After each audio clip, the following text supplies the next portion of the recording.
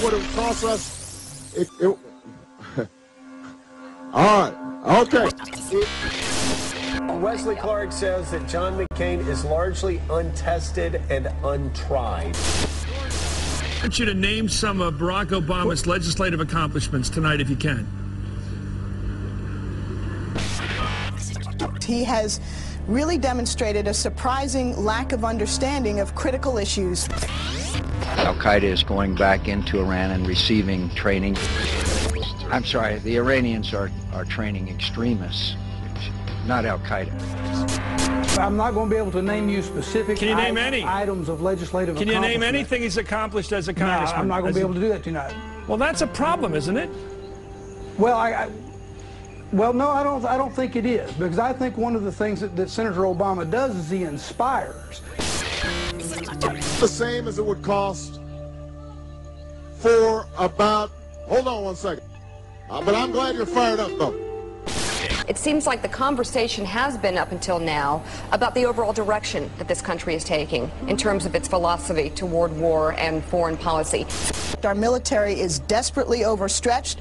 Military families are suffering. A new New York Times CBS poll finds a staggering 81%, more than 4 out of 5 Americans, say things in our country are going the wrong direction. Americans are disgusted with their government, with the war, with the lack of any sort of coherent foreign policy.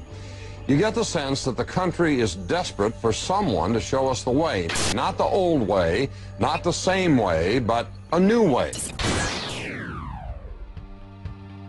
Well, there are choices yet for the entire voting bloc because over the weekend, Bob Barr of Georgia became the Libertarian Party nominee. Going to the campaign trail as Obama and Clinton and McCain, they keep pushing ahead. Now word that a new name could be entering this race. Former Congressman Bob Barr running for president. He says Washington is broken and a vote for the two-party status quo is a wasted vote. Barr's belief in individual liberty, small government, and a return to the Constitution sounds an awful lot like my America.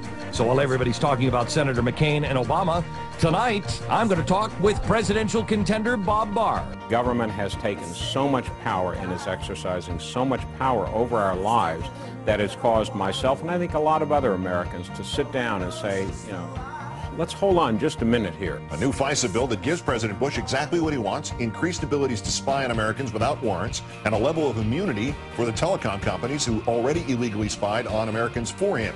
It's in our national interest because we want to know who's calling who. From overseas into America, we need to know.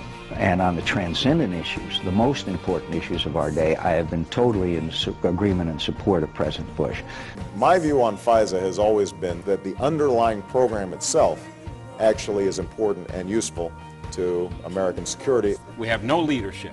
Where are the leaders? They sure are not in the White House, they aren't in the Congress, and they aren't waiting in the wings in this year's election.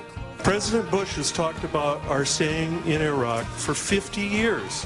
Maybe 100. I don't think Americans are concerned if we're there for 100 years or 1,000 years or 10,000 years. Iran, Cuba, Venezuela, they don't pose a serious threat to us. Iran is a grave threat. It has an illicit nuclear program. It supports terrorism. Senator Barack Obama issued a warning to Pakistan today, saying he would be prepared to order military attacks against Al-Qaeda targets inside Pakistan, with or without the approval of Islamabad. On my first day in office, immediately begin the process of a significant and immediate withdrawal of U.S. forces from Iraq. Defending our nation, of course, is very different from occupying a foreign nation. Why consider running as a libertarian this year? One thing that I hear as I travel across the country, and it doesn't matter whether I'm speaking to libertarians or college students or Republicans or Democrats, is that Americans are tired of going into the polling booth year after year, cycle after cycle, and having to pull the lever for a candidate that's the lesser of two evils. When we talk libertarian issues with libertarian figures, there's a tremendous reaction out there. There's a lot of people who are interested in this party or in the principles behind it. The light of freedom is going to come from this point forward in our history from one place and one place only. It isn't the party that begins with an R. It isn't the party that begins with a D. It is the party that begins and starts with the L of liberty, and that is the Libertarian Party. What unites libertarians, and this is a sign of the maturity of the Libertarian Party in this day and age, is a fundamental belief in the basic principle that we ought to maximize individual liberty and minimize government power and work to that end. Barack Obama would likely raise taxes by not renewing the Bush tax cuts.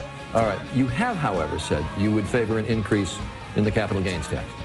Drop the capital gains tax, the revenues go up. Well, that might happen, or it might not.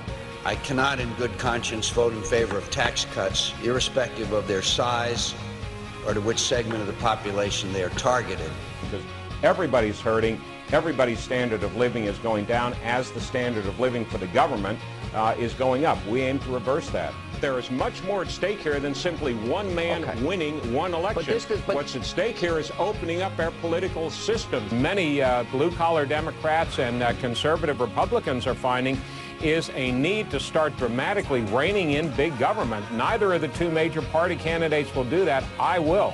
Give me the tools to help you bring that message of freedom and liberty to the White House of the United States of America, and we will send shockwaves not just across this country, not a seismic shift up on Capitol Hill, but around the world, because men, women, children, government leaders all around this great world from all different countries will once again look to America, not with fear in their eyes, but love in their heart and respect for what we will be fighting for, and I will be with you in a Barr administration, and that is to restore the Bill of Rights, to restore the constitutional precepts of freedom and privacy, and to restore liberty to America. Thank you, and long live the Libertarian Party of the United States of America.